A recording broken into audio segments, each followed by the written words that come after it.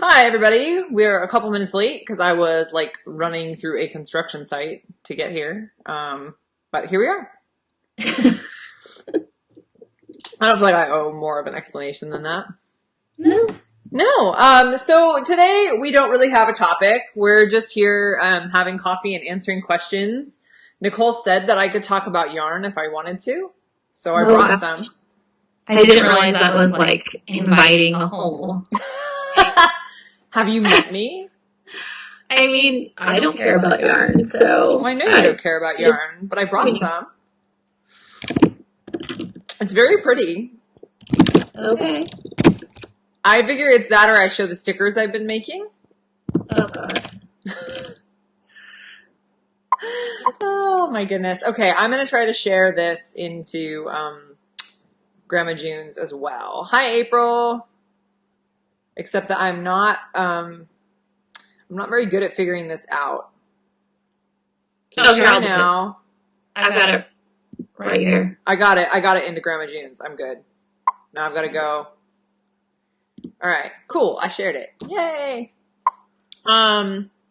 So, and now I need to make sure I can see my questions. Sorry, guys. It's been a day already. And it's not that late. I want to see my... already got margarita. What? Oh, I can't see the comments. I need my comments. Happy anniversary, Stephanie. Oh, yay. Hi, guys. There, now I see you. Nice with the margarita. I saw a meme about Ohio and their like alcohol sales rules that cracked me up. There was something about like, Ohio, you can buy like 1 case of beer in a week and, pre-quarantine. And they're like post-quarantine. It's like, you can have like, drive-by margaritas and like pour the tequila in your mouth. No limits. Because apparently I think a lot of states have loosened up their drive-by liquor sales. Not us. Well, no, you can buy, there's a restaurant that is not far from me that is like, they have a table set out front and they've got beer on it. So they're doing beer, but I don't think they're doing anything. I'm pretty sure they let Missouri do that for the shutdown or whatever we're calling it. Thank you, April. I'm glad you enjoyed them. I love that series. It's a good series. So, you all are so awesome. It's so cool. We have a faithful little crew that tunes in for this. I'm back with my Evan mug today. I have my rooster, which I don't know if I've used before, but it's one of my favorites. I love that one. Hi, Sue. It's cold and rainy here, too. It's one of my sweatshirt. Cold and rainy. It is super warm here, which kind of surprised me. We've been going back and forth really dramatically, and today it's going to be like almost 80 degrees. Friday it's going to be 91. Well, we were in the high 80s this weekend, and then it's been beautiful, and then it's been cold. Nice, Michelle. Got her margarita on Friday. I guess it is Cinco de Mayo. Oh, yeah, it is. Today. Happy Cinco de Mayo. I don't know what day it is. I don't know what month it is, quite frankly. Time is elastic. It is these days. Right. So, yeah, like I said, we're just like, you can get alcohol but can't open in the vehicle in Iowa. Right? Yeah. I'm sure this is terrible. I'm supposed to be committed to not talking about this on our video, and I'm failing today. But I was going to say, I always think but the police aren't pulling over extra people to check right now. Like they're not like, hey. Depends on how you're driving. Well, no, I just meant like extra people though. Like it's not like we're going to like investigate deeply on a maybe. $2 margaritas down the street. I shouldn't. We went out we didn't go out. We got takeout last night. We had Mexican food last night. But, no margaritas. But I'm very boring and I don't drink, so I can't I can be like, yay, margaritas, but I'm lying, so. I don't mind margarita. I take one right about now. I was going to say, I have seen you enjoy a margarita. Notable in my mind. Okay. You're a little bit of a lightweight. I am lightweight, for sure. True. It's pretty funny. I have to say. So we do have some questions, and we'll answer some questions, and we'll kind of go back and forth, and we'll probably like ramble because we didn't really have a topic today, but we like to get on the video. So I will start with Luann asked this question in Copper Ridge, and welcome to Copper Ridge. She asked, "What is your favorite vacation spot, both as a kid as an adult?" Oh, there's several questions, so I'm going to start with that. Okay. We didn't actually go on a lot of vacations when I was a kid. Like, I did not. Weird ones. We went to, the Iowa people in this chat will know, when I was a young kid, we would go to Adventureland every year, and that was about the extent of our family vacations. And my grandparents always lived, like, hours away, so, like, usually our vacations were going to see my grandparents. Yeah, me too. Yeah, I went places like when I was in high school. I don't really consider that being a kid because I was, an angry teenager. Mine were, actually, I would say my most fond, and this is an odd thing, but like one of my fonder family vacations, into my early teenage years, that is actually the last like family vacation I remember going on, was to Lake Tahoe, because my dad worked for, a natural gas company for like pretty much all of my childhood. And there were offices in certain places. So we went on family vacations. It was when my dad would go on business trips because they were already paying for the hotel. We would drive. So they had an office in South Lake Tahoe. And so we actually went there several times. And it was probably like the nicest and fanciest place that we ever went.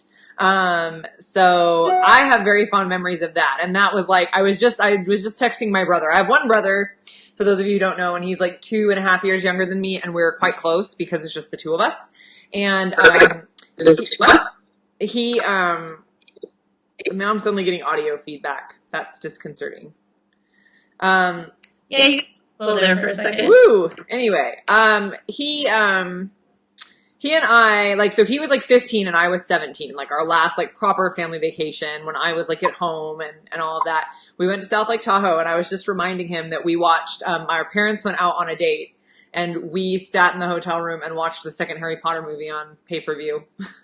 So I was just reminding him of that. And that was fun. I don't know. We went parasailing one time when we were in Tahoe. We got like pulled behind a boat. And I met my first Kiwis that I ever met and like pretty much fell in love. Because there was these Kiwi guys that like ran a parasailing company in Tahoe, and they were very cute. And I was like 15, so. All right. But then my mom's family's from Southern California, so we would go to San Diego, which is very pretty. And obviously then you are near Disneyland. And at the time, Disney did a locals like pass, and you got a really heavy discount on family members. So we would go with my cousin who had a locals pass. So I had like cool family vacations. They were all like, and then the biggest trip my parents went on, they were just talking about this last night, was to St. Louis, Missouri when I was a kid, because my dad was in the National Toastmasters Championships, which were apparently in St. Louis, and my parents were just talking about going to Missouri.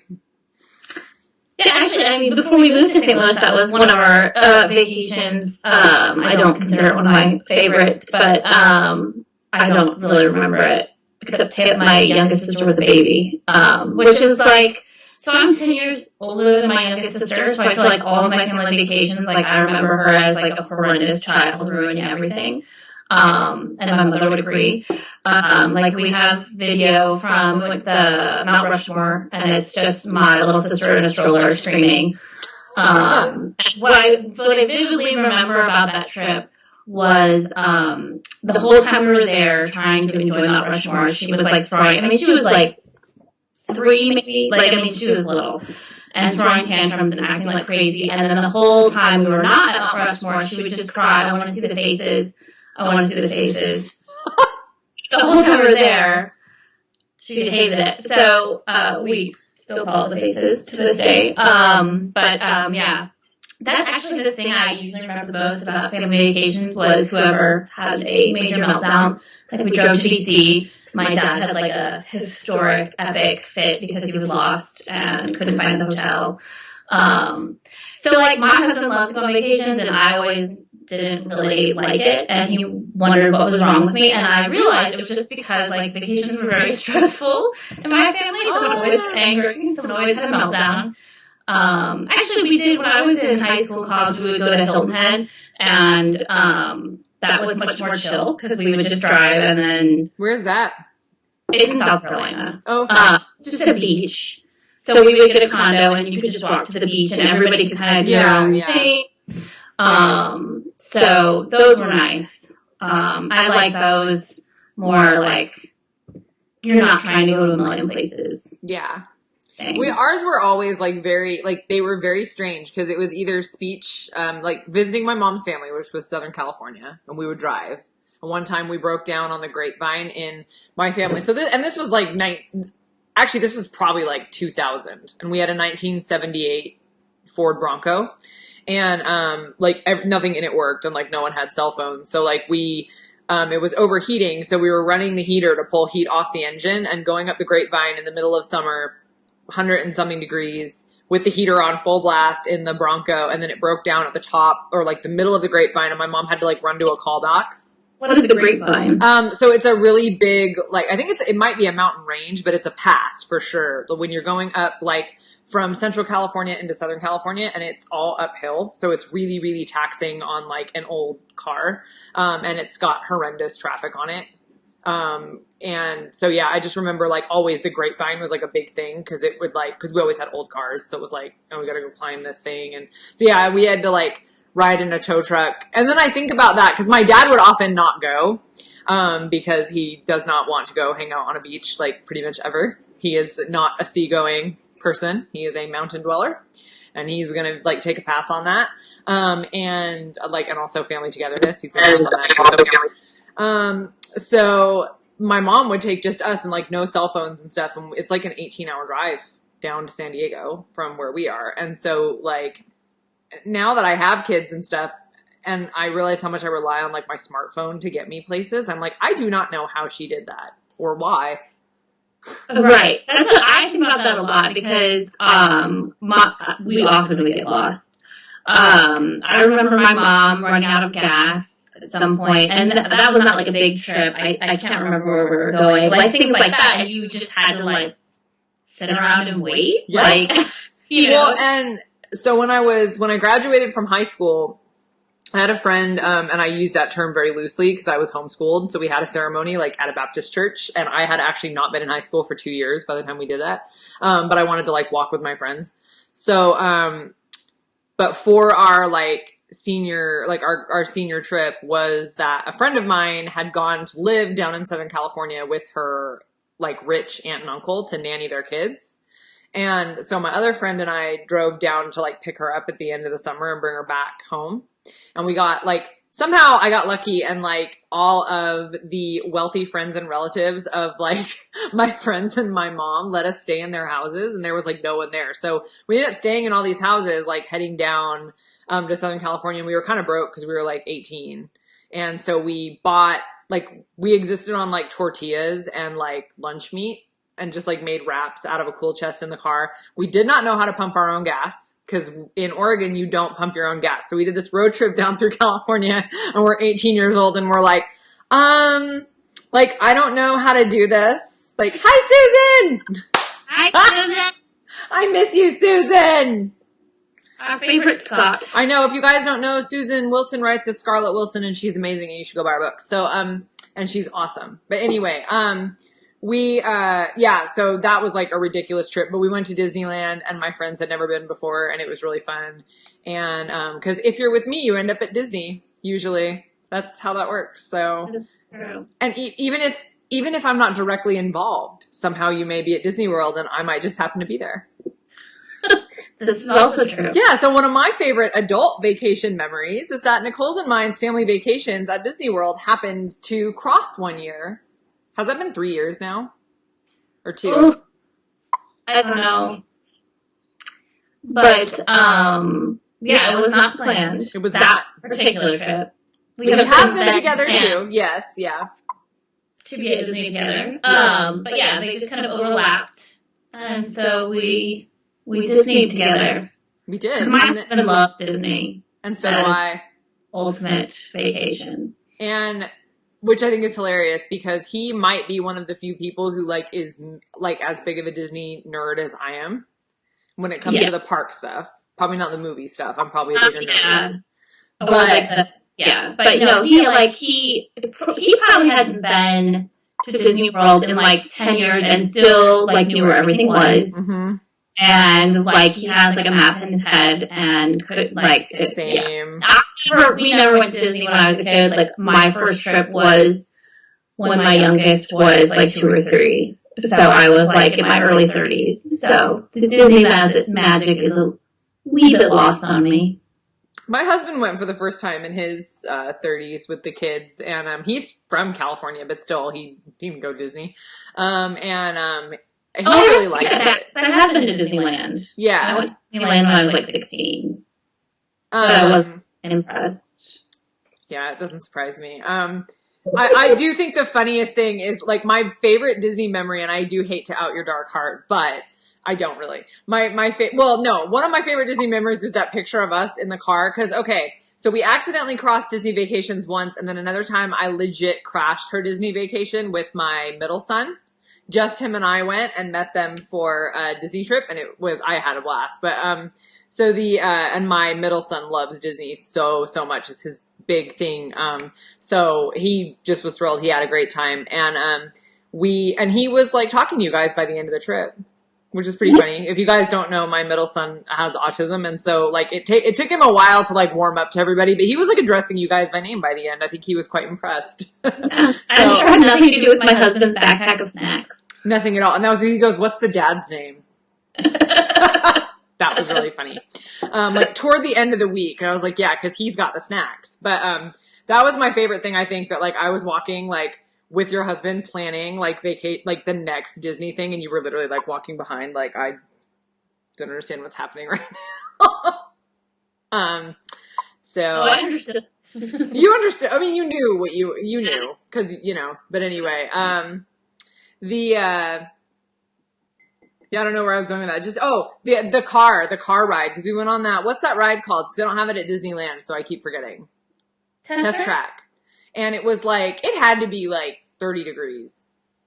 Oh, it wasn't that cold. It was freezing. I was very cold.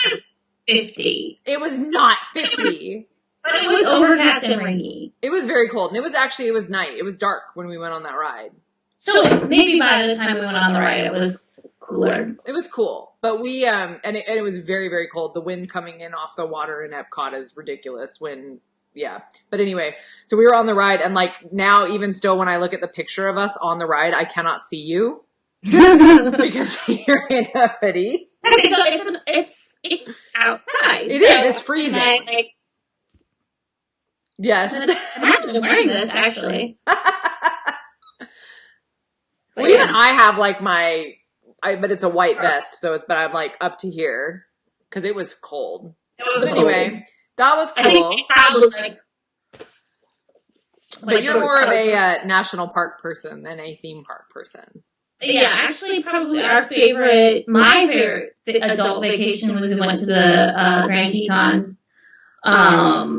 And it was just beautiful. And we stayed in this cabin, and we could just walk around the property, and there was like no one around. That's like my dream vacation. No one around, beautiful scenery.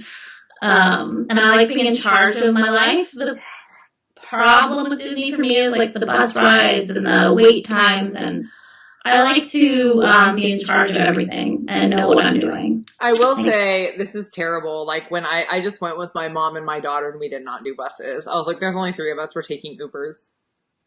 I'm not getting a bus. Yeah, not with as many people as we like. When last time my family went to Disney World, there were 9 of us. So we're not. We have to take the buses. We're not taking Ubers. Like, but with the 3 of us and my mom and stuff, I'm like, we're not waiting for a thing. So, but and I'm terrible. I'm like, I'm gonna bypass that. But no, I think actually as much as I love Disney, although I do go to a Disney resort, my favorite place is Hawaii. So. Hawaii, yeah. I can't really. Yeah. There's not much to be said. Yeah. Like, I will say that Macy was like, oh, Hawaii, I don't It's know. She was like, it just seems so, I can't even remember her excuses for not wanting to go to Hawaii. And I was like, seriously, Hawaii is like the most beautiful place I've ever been. Yeah, so she was very anti-Hawaii. it's true. Well, part of it was just that I do have an aversion to a crowded beach. And I think because I have spent some time in Southern California, and it's not really my favorite. So I was like, I don't know. I don't really like a hot, crowded beach, and I couldn't really see around that. But it's so different. You're Yeah. absolutely right. And actually, it is the reason that I went, because I was like, if Nicole is that enthusiastic about a place like that, and the beach. yeah, I know. So I was like, if you are that enthusiastic about it, I will take that as an absolutely, like, I need to go there. Because I think what you said to me was that if you even had like 2 days to spend somewhere, you would travel that ridiculously long to go there. And I was like, that's the biggest and like best endorsement that I've ever heard for anything. So yes, it is your doing. That is why, and now I've been a few times. I love it. Yeah, and Maui is probably I really liked Hawaii, but Maui is really nice. I still have only been to Oahu. My husband and son went to Kauai with my dad last time we were there, and my mom and I stayed in Oahu. But my husband used to live in Hawaii, and so when he was a kid, so part of like he wanted to go to the Big Island because that's where he used to live. He used to live in Hilo, and and we still haven't been back there, and he really wants to go there. We ended up just going to Oahu because it's easy, but yeah, we need to go. I need to go. It was in my 20s. My family did a cruise, so I've been to we went to the Big Island, we went to Hilo. Anyway, we did 5 islands, I think, and then for our honeymoon. Me and my husband, we went to Maui, although we did stop in Honolulu because my husband wanted to see Pearl Harbor. So yeah, been to Pearl Harbor both times. I actually really liked Honolulu. We hadn't done a lot. So we go to the Disney resort there, and there's a lot of reasons for that. Like I said, my son has autism, and Disney is hands down the friendliest vacation. They're so safe. And I have a lot of safety concerns with him. So there's a lot of reasons that Disney has become kind of our go-to. And their hotels are so safe. When we go to hotels in other places, there's a lot of balcony security issues. And I end up not enjoying myself at all because I'm I'll zip tie stuff shut. And I have to travel with those. And it's not as bad now because he's 12 and he's a lot safer than he used to be. But the amount of stress that I have when a hotel is not safe or they've got windows open on a 3rd floor which has happened a lot, especially when you go to a warmer place. And in Southern California, the first time we went to Disney, we stayed at a non-Disney hotel and they kept leaving the windows open on the 11th floor in the hall. And I kept being how is this not a lawsuit waiting to happen? There's kids everywhere. It's a Disney area. And so I spent the whole time having anxiety. So for me, the level of safety, because Disney doesn't want to get sued, is so high that it is really nice. So when we go in Hawaii, they've got this really safe hotel. Everything's kind of self-contained, and they do a kids club, and they're really, really good with him. And so we do that. They have tracking bracelets and stuff. It's fantastic. So we usually go and go from the airport and go to the resort, and we've been to Kualoa Ranch and some different things over there, but we don't do a lot of around the island stuff. And my husband and I actually went on a date into Honolulu last time we were there, and it was so cool. Now I'm I would actually go back and hang out there. It's it's different to be in a city that's right by the ocean for me. I'm not used to that. Yeah,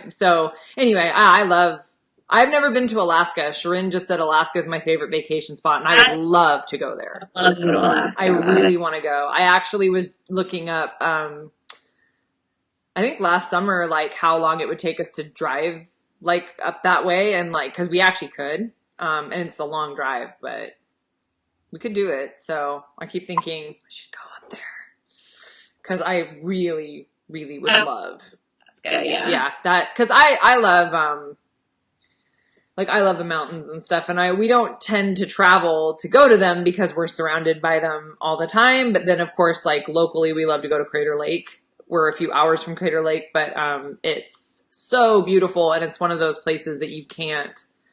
The pictures are pretty, but you can't see the color that the lake is in a picture. I've never seen a picture that shows like how beautiful it is. And so that's like probably our favorite like national park because it's close. My aunt and uncle actually met there in the 70s when they were both rangers, like at Crater Lake. I've never been to Yellowstone. I love Yellowstone. I want to go. Yeah, I've been twice. That was actually my senior trip. I got to pick where our family went, and that was where we went. Of course, we spent like 2 days there, and then the rest of my family vetoed it, and we had to go to Denver for the rest of the time. Sorry if you live in Denver, but I stand by that face. Ball game and stuff like that. But my family are not outdoorsy folk, except my mom.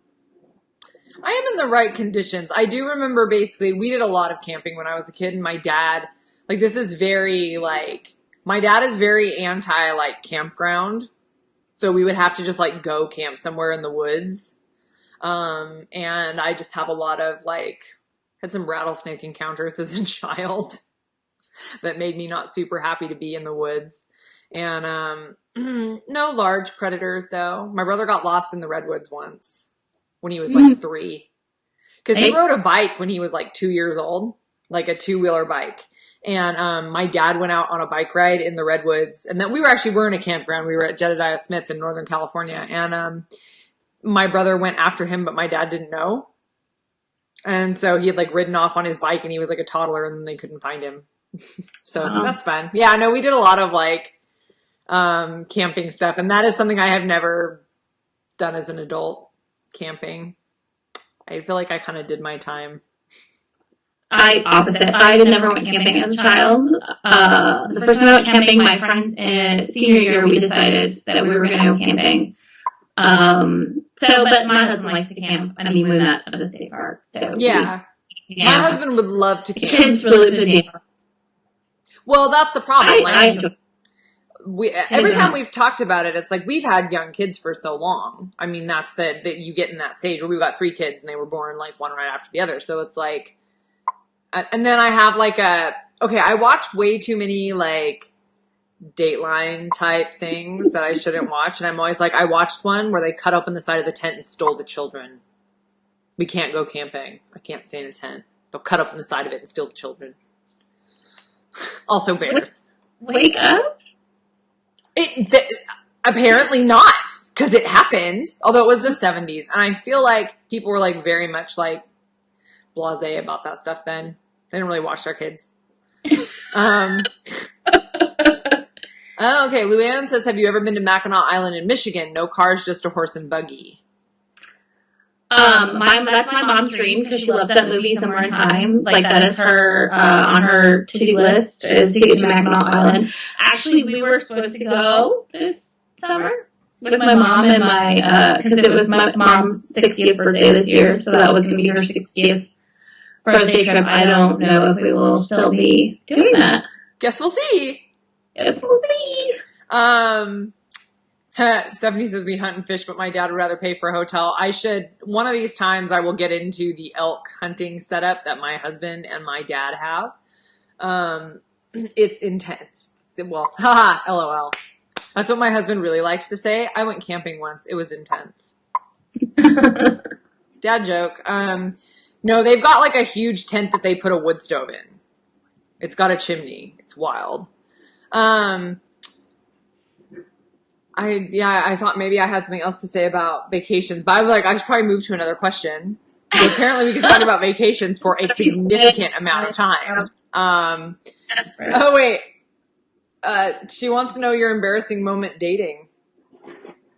My embarrassing moment dating? Most embarrassing moment dating or growing up or even as an adult. I guess embarrassing moments are the order of the day. I can tell you right now, I have like 0 dating history. So there's no... I already told my embarrassing that I didn't even know my husband was asking me out, and I asked other people on I do think that's a good one. Yeah, that was pretty embarrassing. It worked out. I have been on like a date that like wasn't with my husband, like in like a couple like ambiguous, like weird, like high school things. But one time I worked with this guy and I really liked him. I still really like him. He's a nice guy. But it was one of those things where like we went we were like, maybe we should go on a date. Like, cause we like each other. Like, that'd be kind of fun. Well, we like hanging out. And like his mom dropped him off. We met at a thrift store and his mom dropped him off. And I was like, why is your mom dropping you off? And then I realized he like wasn't old enough to drive yet and that he was actually younger than me. And I didn't know. We went to a thrift store and like wandered around the thrift store. And I would say midway through, we were both kind of like, let's not do this again. It's very weird. Like, let's never do this again. Okay. So now we're hanging out and we're friends and like that was basically that. But I think we were supposed to go somewhere in a group and we were like, I guess we won't go. And then we were like, well, we could go out. And it was very much this, like, we're teenage. Like, I was like, I can drive and stuff. Like, maybe we'll go out. And that was not a thing. But it was really funny because it was such a mutual, like, this is not a thing. And I had to, like, drive him home. And I was like, we'll not do this again. But that's, like, my only dating story, really. And then in terms of embarrassing moments, I feel like I'm filled with them. But they all blur together. I try not to remember them. Yeah. Everything. My mouth works a lot faster than my brain. So that means there has been any number of ridiculous situations I have managed to get myself into. So the less said about it, the better. And so did you grab the questions off of Grandma June's? I can.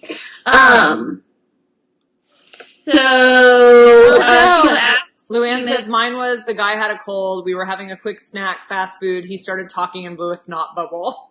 Oh, that's gross. I bet that haunts him, too. Haunted by the snot bubble. Whew. Sheila asked, do you miss not being able to do any of the book-related events and tours that you normally do? Well, happily, because we write romance, we don't go on book tours. Which is just not book toury. No. I also think like the events that I do, which are few and far between, are so few and far between. Yeah, like, it's not routine. Yeah, like, and I didn't have any plans that I had to cancel, so. Yeah, I actually didn't either. I mean, I would normally, there were two things I was going to do in the fall that are likely will not happen, but I still feel like they also like randomly could, so you just don't know.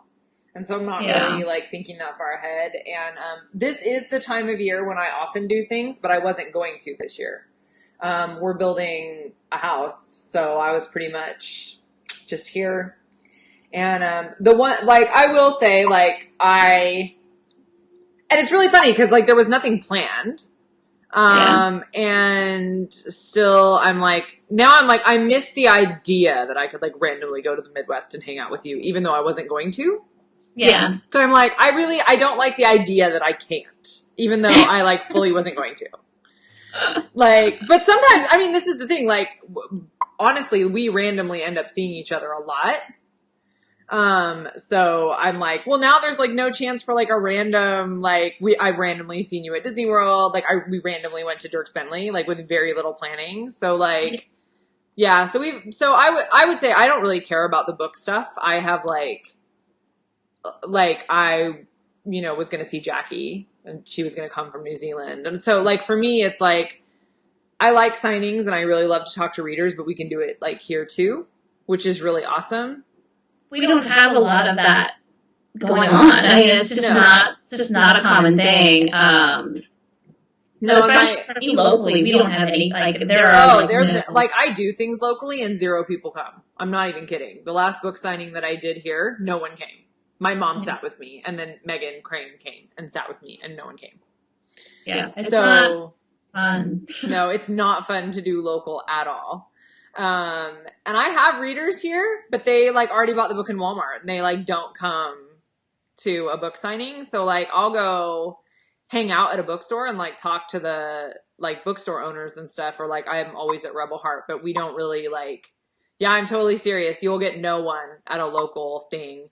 The best ones are Romance Writers of America signing, or like we've both gone to Turn the Page with Nora Roberts, and that obviously generates Buns and Roses was a good one. Yeah. It's a really, like there are events that I think are more like, there are things I've done that are great, but I have to travel to them. So travel, Yes. like, and that's usually at cost to the author. So like, it's not like we're Stephen King and someone's paying us to go to a bookstore and sign like. Yeah. And I like, being fully honest, I have had trips paid for. It's not many of them, but I have. And I would like, I have the great distinction. I have the great distinction of like, I somehow am a magnet for them not getting my books at an event. So I will travel. I'll travel like all the way across the country and like my books won't be there for a signing. And I am like a magnet for it. I went to, I went to Buns and Roses and my books weren't there. And I went to, I think I was in Atlanta. I was only there for like a day.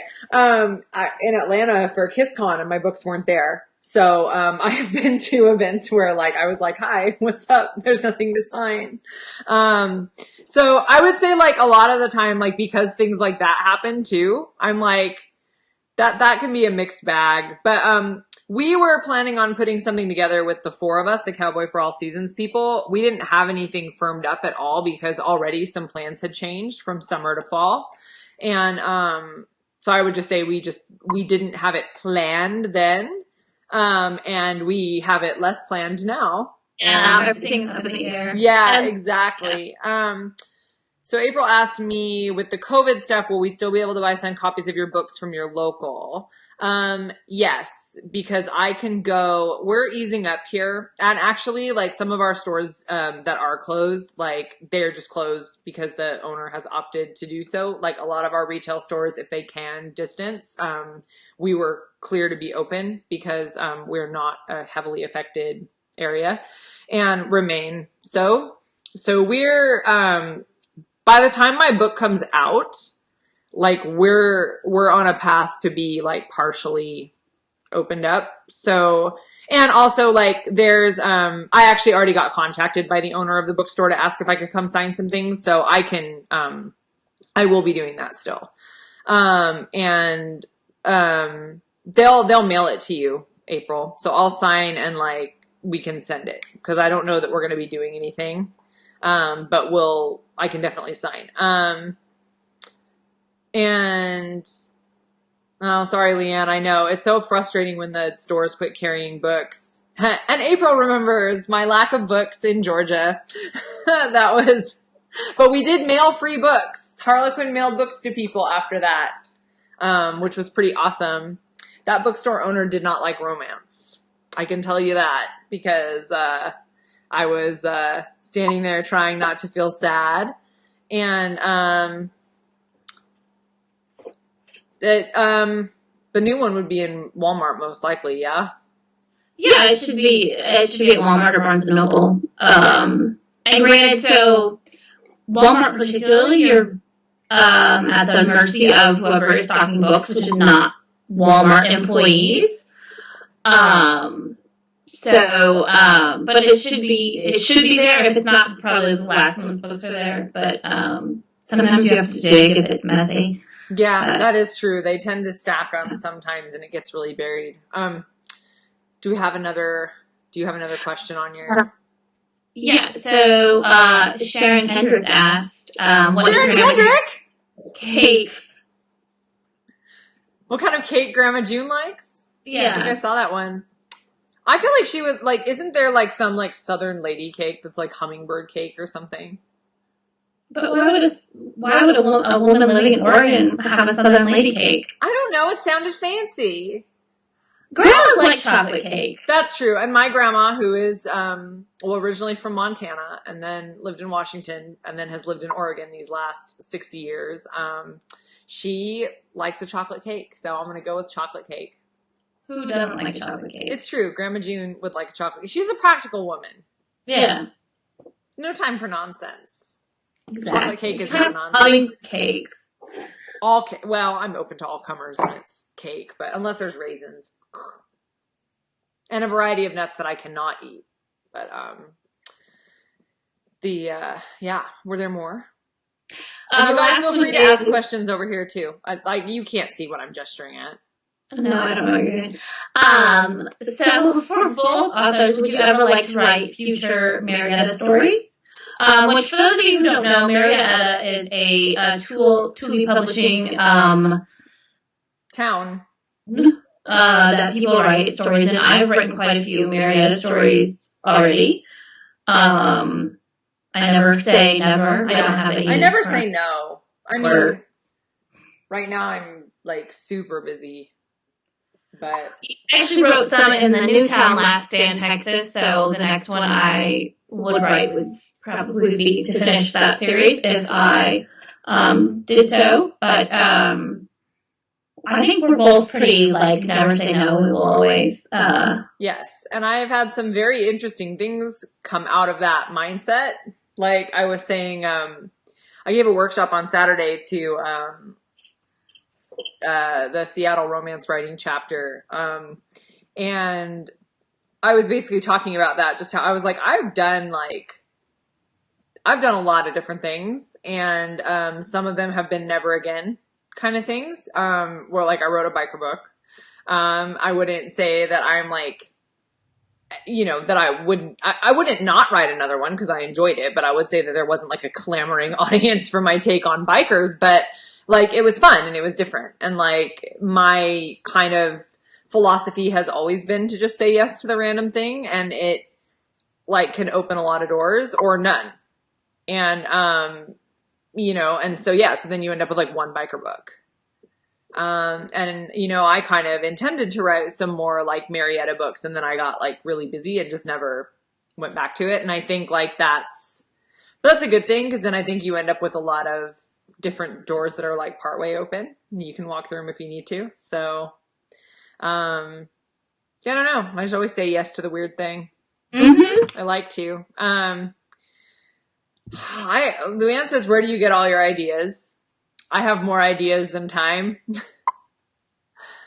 Yeah, I couldn't tell you. They're just there, always, forever, anything. Yes.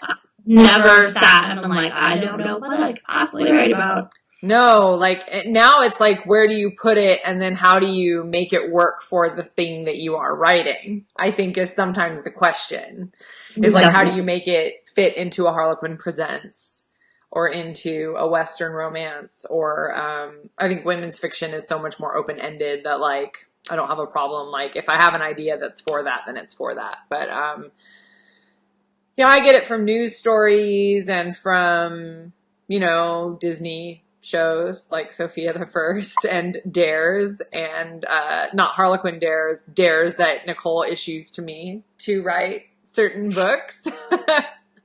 And all kinds of places, really. Songs. Yeah, a lot of song lyrics trigger things, or at least like kind of trigger the emotional component for me of a book. And I don't know. I've had ideas come from very weird places. Sometimes like from books that I love, and then sometimes from a book I hated that I was reading. And I'm like, I want to fix that and make it not suck. And then the jury will be out on whether or not I in fact made it something that didn't suck. Some people think it did. Some people think it didn't. Yeah. Yeah, ideas are not the problem. No. It's time and execution and a place for them. Mm-hmm. And yes, Gloria, West Caldwell's story is coming out June 21st, and it's called The Bad Boy of Redemption Ranch, and it should be out where books are sold, in theory.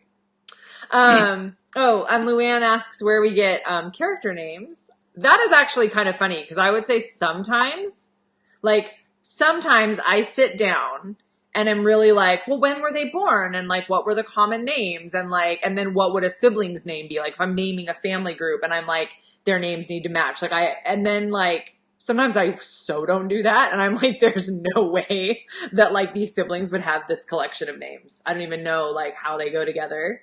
But then in fairness, like my brother's name is Kyle, which was like the most common name of the 80s for boys. And I didn't know any other Macy's until I was an adult. And now there's like some kids running around named Macy. But so, I mean, that happens. My brother was one of 6 Kyles on his baseball team. So, but, Yeah. and then sometimes like, I don't know if you ever find this, Nicole, but I'll end up like, there's a name that like sticks with the character and I don't even like it. Oh, I yeah. can't like it. That's just their name. And once it's in my head, I can't Yeah. change it. And then sometimes a name never sticks and I forget it the whole book. Yes. And I have a problem, like, I really try not to have the same, letter sounding, like, same letters starting the name, of, like, the main characters, because I get confused as to which one's, like, Samantha and which one's Sarah. So, like, if I'm planning it out, my main consideration is that I'm not repeating sounds and that I'm not. I'm I- so when bad at that. When I wrote, well, I mean, I do it for myself, but when I wrote the Badlands Cops, so it's 6 brothers, and at one point I had a Brady and a Grady. Oh, that's Nice. right. To like, so I changed his name to Gage, but then one was like Brody and Cody. I'm like, they can't be Brody and Cody. They can't be Gage. You know, it was like, when you actually can sit there and plan names, it's actually almost more complicated because you're doing all these things to make sure, like, they don't rhyme, they don't whatever. I actually use a lot of, like, family names because I'm super into genealogy, so I'll use a lot of names that I come across there. Actually today I saw the name Emmazilla, which is now my new favorite. It was actually my husband's side, but I love it. It's amazing. I was gonna say, like, I think, like for me sometimes, so I keep a spreadsheet of all my names. And it's so funny to me how, like, especially if I'm like writing a presents, right? And then I'm writing a cowboy book. The characters, like, I think I've had like 4 heroines named Sarah and not realized that I had done that because they all seemed so different from each other that the name felt different to me. And then when I actually went and made a spreadsheet, I was like, I've used the name Sarah multiple times. And, the other name I do that with is like every variation of Alex that you could possibly, I've got like Alex, Alessandro, Alejandro, like I've got I love that name apparently. And then I always, so I feel like every throwaway douchebag X is James or Mark, and I don't know why I do that. I have to go back and change it every time because I'm like, every single one will be James.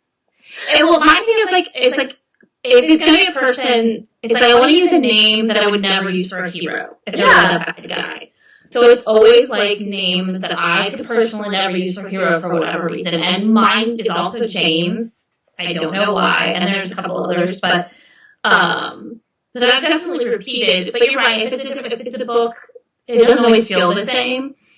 I know, but I do more with heroes than heroines. Repeat names. Well, this is where I have to confess, and nobody knows this yet, but they will once the new Gold Valley books start out, is that I have a hero named Jake. So I have repeated a lot of names. Like, I've repeated hero names, but it tends to be like one's in a Presents, one's in a Gold Valley. So it's like they don't really cross over into worlds. But I had a Jacob not very long ago, and somehow in my head, when I made Jake Daniels, it did not feel the same as Jacob Dalton. And they're literally the same name. I don't know. And it's too late because he's mentioned already in this book that's through. And so by the time I got to writing the proposal for his book, I was like, Jake and Jacob are like the same name. And he would be Jacob would be his whole name, but I only ever called him Jake. And I never used his full name because he's like the cousin of, the Daniels and he grew up with them, but there's like Jake, this, that, and the other. And then when I went to like write the proposal for his book, I was like, oh no. That's not great. So I'm like, but you know, it's a common name, especially for guys in that age group. So like, fair enough. There's more than one Jacob like wandering around Gold Valley, but like, yeah, I do things like that. And it's like, I am so not as well planned as I would like to. And I've had Coltons before and I've got a Colt coming up. I think I've written a couple Cades, which is weird. But the thing is, when you write as much as we do and you have to populate as many worlds as we do, like, it's just... Cowboy names are hard. Presents names are fantastic, because you're like, he's Hercules. What? I do have one coming out with a hero named Hercules. Hercules Xenakis, naturally. and that's great because it's a completely different pool of names. But you write so much Western, and it's all American. And I just feel like that's a small pool. I don't like crazy names either. Well, and so I'll use names in my shorter books too that I will not use in a longer one. Yeah. Because I will go crazier. Horizons a little bit. I think you need to get crazier. I think you need like a rock or something, or like brick. Brick! I can't imagine writing a brick. I could maybe imagine writing a rock. I don't know. Actually, no. I don't think I could do the name that is like a Hawk. Did you say Todd? Hawk, not Todd. Yeah, name your sheriff Todd. Not that there's anything wrong with that name, but Todd is a fox. From Fox and the Hound. It's not a person. So that's my opinion on that. And Hank is a cow dog. Alrighty. I have name opinions. But yeah, I don't know. So yeah, names are a whole thing. They are a whole thing. Someone asked if an editor has ever suggested a change of character name. I have never had that happen. I had it happen once. I don't comment about it. And I'll tell you why. I'm just going to go ahead and tell the story. It was a continuity, right? So I didn't choose the name to begin with, and I did not like the name that I was given. And I wrote the entire book with this name that I didn't like, and like came to a place of peace with it. Because I was like, I will, and I can't even remember what the name was. But, and I'm not kidding, I can't remember what it was. But I remember being like, I don't like this name, and like fighting through the whole thing. And then I turned the book in, and the editor was like, so there's another person who used this name, and her book is coming out in the same month as yours, so you cannot have your hero have the same name. And I was like, I've never been told such a thing. And also, like, I didn't even choose the name. And so then, because I did find replace, I gave him a name I also don't like. And because I just did it retroactively. So yeah, I one time did have to change a character name. Still mad about it. I once had a copy editor give a name to a character that I did not name. Oh, that's Which nice. was the weirdest thing I've ever had happen. And I was like, yeah, I'm going to pass on that. I'm going to go ahead and change that back. Because I think they named my grandma character Jemima. Which I feel like has a different connotation in the United States than it does in England, where this copy editor was from. And I was like, I'm gonna pass on that. Thank you. Did not care for that. Anyway, but Leanne asks, once you get an idea, are you a plotter or a pantser? I am a pants. I do very little plotting. Yes. I would say that I am a very weird mix of all those things, and it really depends on the book. Because I had a whole weird post-it note system for my women's fictions, because it's really very different.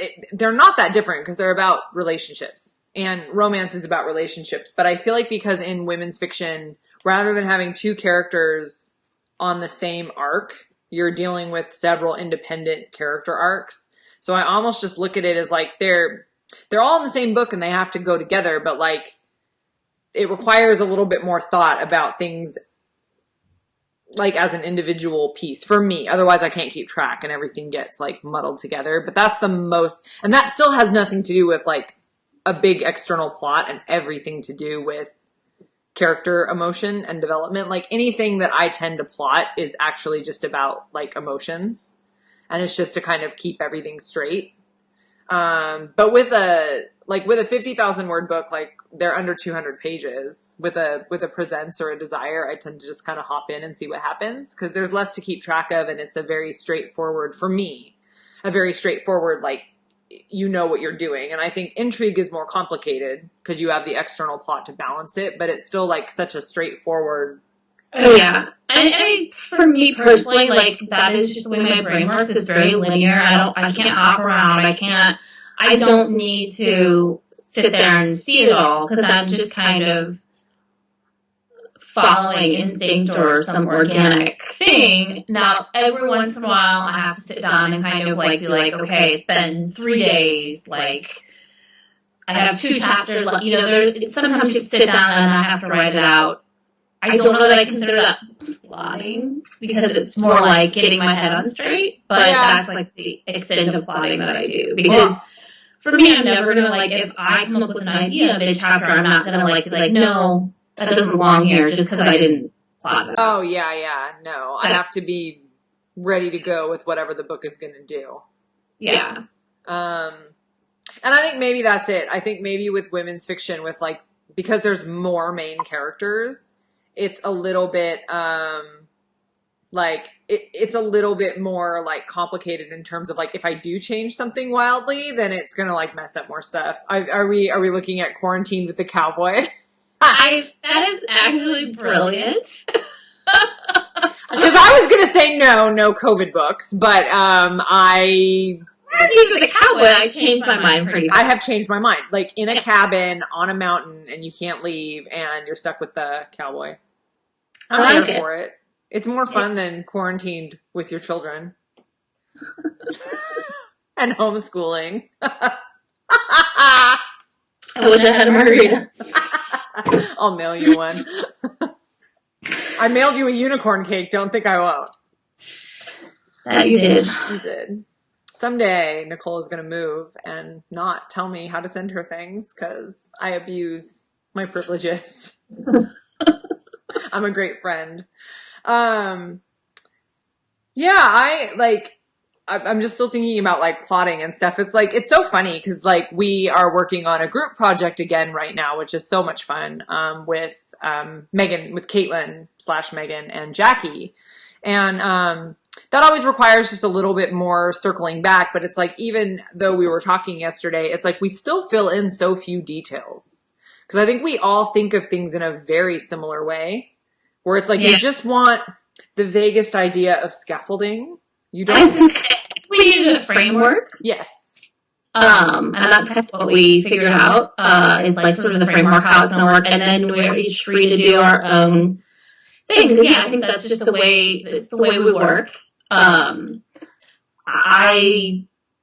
couldn't work any other way, but that's just. No, and I think what's so unique about, at least for sure, my experience writing Cowboy for All Seasons versus all the other group projects I've ever done is that I've never worked with a group of authors who work so similarly to the way that I do. Because I feel like we are all incredibly instinct driven and very character driven. So it's like it's impossible to have a super deep conversation when there are no characters on a page. Like, none of us have started yet. So we have a concept, but it's like, what's there to say when there's no characters on a page? And until I start writing the character, I might think I know, okay, she's going to be like this, but I don't really know until I start writing them. Yeah. And sometimes they do exactly what I thought they were going to do. And other times I'm like, I don't know, she won't shut up. She's super mouthy. And like, I can try to redirect. Like, this is as much of the kind of like muse thing as you're ever going to get from me. Cause it's like, I am very character driven. So even though I make the decisions, there is a way that they kind of want to be written or don't. And there's not a whole lot I can do about that. I mean, I could certainly fight with it for the whole book, but it would be annoying. And then it's like, and to what end to make it what I thought it was going to be? Just make it what it's going to be. And that tends to be better. The thing is that an idea or a plot is two-dimensional. No matter how much you plot or figure it out, like it's static and it's two-dimensional. And when you're writing, you're bringing something into the third dimension. I need to write that down. That's the most, like, that is the best way I've ever heard anybody say that. And not just like, yeah. Yeah, because it's no matter how much you plot, if you don't sit down and write the book and actually breathe life into it, it's still just, a plan. And I think that's kind of the thing with characters. They're three-dimensional people, and they're not real, certainly, and I can decide what happens to them, but by bringing them into the third dimension, like, you're breathing life into them, and they become a person, a real person, and you can think, oh, no, they wouldn't do that, or, oh, actually, she would say this, and that's kind of like, to me, it's not so much the muse, it's bringing them into that third dimension. And that's where I can't do that anywhere but writing the actual book. No matter what I've planned, it doesn't matter. It's true. I can't actually get a firm handle on it until it's actually there. So like with, with the next one we're writing and with my heroine, it's like, I think I have an idea because I know what she was doing. I know kind of the basic plot jumping off point for the novella, but I may start writing her and she's gonna I'm gonna see what's gonna fit. Cause like you said, it's all theoretical until you're actually doing it. And then it's like something fits or it doesn't. And the dynamic between the hero and heroine is like that. It's like, I don't really know how they're going to be till they're together. And then I can kind of see like how they play off of each other. Because for me, a successful romance is all about the balance between those two characters. Cause you can have a hero who can seem super mean if he's with a heroine who is like a little bit frail or a little bit like damaged in some way. But if you have a heroine who's like super mouthy and like not intimidated by him at all, he can be super mean and not seem as mean. And same with her. It's like if she is a really like kind of mouthy chick and she can run him over, then she's going to seem mean. Whereas like, yeah, so it's like different characters work with each other differently and like create a different dynamic, and you just don't really know until you get in there and see what they do. Yeah, I don't think I've ever, like, when I do plan out what I think is going to happen, which is at most a page of, like, just writing, like, a phrase of what's going to happen in each chapter, I never follow it, especially in my intrigues. I either never know the bad guy or change it at the last second because it just, and like, I have to tell you, you told me that forever ago, and I read your intrigues as you're writing them, and even though I, like, know that you don't know who it is, I still don't really believe you because it feels like you must. I don't. Sometimes it's like, crap, I gotta figure that out.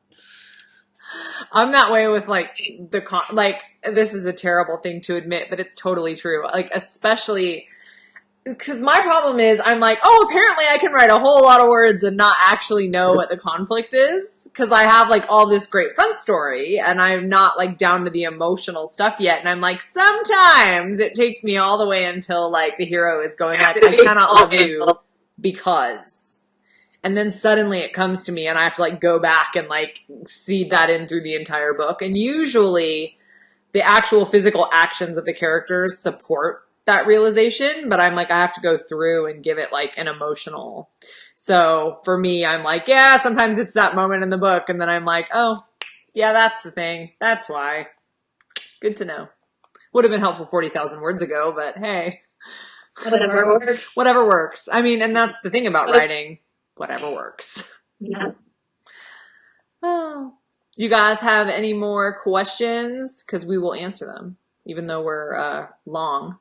I was going to say, we are going to switch to once a week because, we are working on this group project now and, there's just like lots of stuff. Like, oddly, for not being able to leave the house, there's like stuff going on. Yeah, I mean, my kids are done with school in 3 weeks. Thank the good Lord. Lucky. I've got a kid that's through the end of June. I would not make it. Thankfully, he's the one that basically does his own stuff, but he's also a teenage boy, so it's like, did you do your homework? Did you do your homework? I know. What'd you do at school today? Oh, Mom. Love teenage boys. So cool. No, I legitimately have, like, I think he's one of the nicest teenagers in the world, so I honestly can't complain. And he's actually quite responsible in many ways, but he does not want to do his homework. He's the easiest. Well, no, my daughter's pretty easy too. It's my 12-year-old who does not want to do school.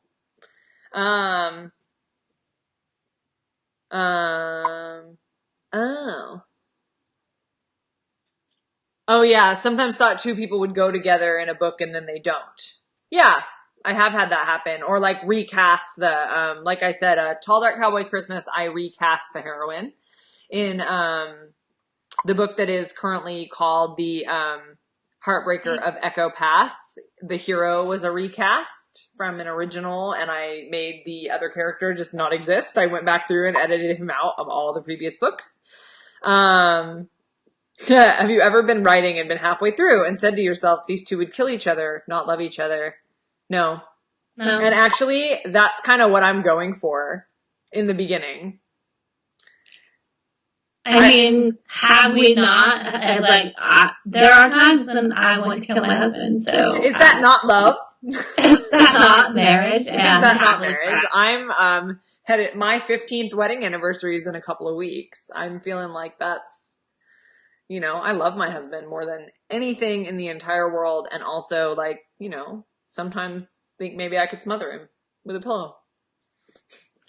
Not really, like lightly smothered. Like just till he started to struggle. And he'd win. Right. He does burpees and stuff. I don't do burpees. Jeez. Oh my goodness. April, I can't show you what I'm knitting because I didn't bring it with me. I brought like random yarn that isn't even in the frame. That is what I'm using for my sweater though. If you guys like knitting, I'm on Ravelry though. And I do always update my, my projects. So you can always like creep on me there because I like that I can show my progress. But I'm making a sweater and it's black and red and I will not need it by the time I am finished with it because it's going to be 100 degrees. A sweater. I know. I make interesting. Well, knitting is unfortunate. Like I'm very chilly as a human being. I'm often cold. So knitting is a good hobby for me because I'm usually wrapped in something. But yeah, summer is a little more challenging. It's a lot less motivating to finish your stuff. But it gives me, so I've actually been going really slowly, because I've actually been writing a lot, but that has been but then the really tough thing for me, I don't know if you found this to be true, Nicole. I'm like, I can add new words to anything, but like actually having to go back and like deal with them is much, like, I don't want to edit. I don't want to sit and I'm like, I can make a new story is easy. And I'm like, really enjoying that and like less so having to sit and concentrate on like actual reading back. Yeah, that requires a level of concentration I don't particularly have with everyone. Everyone home all the time. Luann says, do you ride horses? I do not. I am not a horse person at all. I have ridden them like twice in my life in a very controlled setting. And we don't have any animals because my child and husband are deathly allergic to like everything. I do ride horses. It has been a while, but I have been thrown several times and gotten back on. So I've followed the most basic horse advice there is. I used to ride quite a bit. One of my lifelong friends is a champion dressage rider. And so I actually used to take lessons from her. I was homeschooled and so was she, and we lived down the road from each other. And one of the things that we would do during the school day sometimes is that I would help her clean stalls and stuff in exchange for like riding, and we would go on trail rides and things like that. And then also for a while, my mom and I, there was a horse up the road that wasn't being ridden, and so we would take him out sometimes and just like very casual trail riding. So I have done, like, I could get on a horse and ride it, and I know how to like put saddles on and whatever. But I am allergic to literally everything that you find at a barn. So, I have an aspiration to be outdoorsy because I've lived in the country all my life. I am not a city person at all, but I am literally allergic to everything outside. I'm allergic to pine trees, which we have a lot of. I'm allergic to grass. I'm allergic to hay. I literally get welts going out and doing any kind of gardening, which my husband loves to garden, thankfully. So I feel like the outdoors are a little against me. So like I would go do horses and come home with my face swollen. From all the like dander and the hay and stuff. So it's like, I like them, but they don't like me. And then I have, I had 4 animals when we moved. One of our cats moved. I know she's fine because she came back to like say goodbye, and we had not seen her for a few weeks, and she came by my office and we tried to take her to the new house and she ran away, but she was very well fed. So I know that she didn't like our new cat either. And so I think she just like rehomed herself because she was like, yeah, I'm out. So we had 4 animals. We have 3. We have a really large, kind of evil cat named Mo, Moses, and a Labradoodle named Bentley. And I did not name him, so he's not named after Dierks Bentley, but my daughter is always like, Mom, he's named after Dierks Bentley. And I'm like, well, he's not because I didn't name him, but. And then we have a very old lady, our elder statesman, who is 14, and she is a golden retriever, and her name is Harley. We also didn't name her. We did not name any of our animals. We have a bunch of cast-offs because I'm a sucker. And our cat Miko, who left us, was the same. She was a cat who had been homed and rehomed multiple times. She had been in the shelter system for many years because she had the world's worst meow that you've ever heard in your life. She sounded like she was in a cat fight all by herself, and she never shut up. She would wander around the house, like, making that noise. One time I was on the phone with my agent, and she was like, what is that? Is that a baby? And I was like, no, it's my cat. And she was like, I would not, I would jump out a window. Like, what? I was like, she's like that all the time. She's not mad. That's just how she sounds. But that's how we ended up with her, is they were like, well, no one wants her. And I was like, oh, sad, I'll take her. And then same with the cat, the other cat that we have. We knew someone who like had to leave his apartment and he could not find a home for it. And like the no-kill shelters were not taking black cats, and they were like, he's going to have to go to the pound. And I was like, no, it's fine. Like, he can come here and like, then we'll rehome him. And then we never did. And, even our Labradoodle was a weird, like, cast off Labradoodle that got returned to the breeder. Yeah.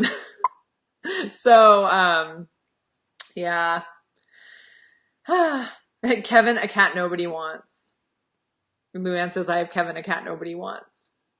And I now want to write a book about Kevin, the cat that nobody wants, because that's like a kid's book waiting to happen.